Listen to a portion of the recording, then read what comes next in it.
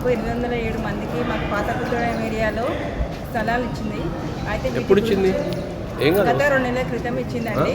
అయితే ఇది అందులో ఇల్లు కట్టుకోమని చెప్పారు, కానీ మాకు అక్కడ నీటి సౌకర్యం లేదు, విద్యుత్ సౌకర్యం కూడా లేదు. ఈ సౌకర్యాలు కల్పిస్తే ఇల్లు కట్టుకోవాలనుకుంటున్నాము.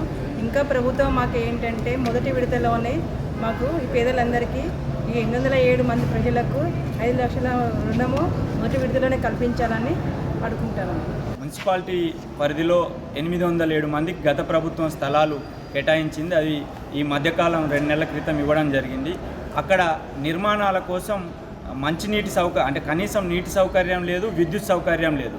ఈ 2 సమస్యలు పరిష్కరించమని ఎన్నికల కోడ్ తర్వాత మున్సిపల్ అధికారులకు, రెవెన్యూ అధికారులకు తెలియజేయడం జరిగింది.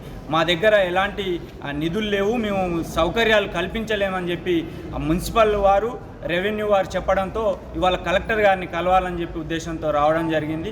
ఈ 2 సమస్యలతో పాటు ఈ 807 మంది నిరుపేదలని ప్రభుత్వాలే తీర్మానించి స్థలాలు ఇచ్చింది కనుక ఒకే విడతలో మొదటి విడతలోనే 807 మందికి 5 లక్షల ఇంటి నిర్మాణానికి ఇస్తేనే అక్కడ నిర్మించుకోగలుగుతారని చెప్పి విజ్ఞప్తి చేయడానికి ఇక్కడ కలెక్టర్ కార్యాలయంకి రావడం జరిగింది. ఇవాళ కలెక్టర్ కార్యాలయంలో కలెక్టర్ గారికి విజ్ఞప్తి చేసిన తర్వాత సమస్యలు పరిష్కరించకపోతే ఖచ్చితంగా దశల వారీ పెద్ద ఎత్తున పోరాటం చేస్తామని చెప్పి ఈ సందర్భంగా స్థల లబ్ధిదారుల తరపున తెలియజేస్తా ఉన్నాం.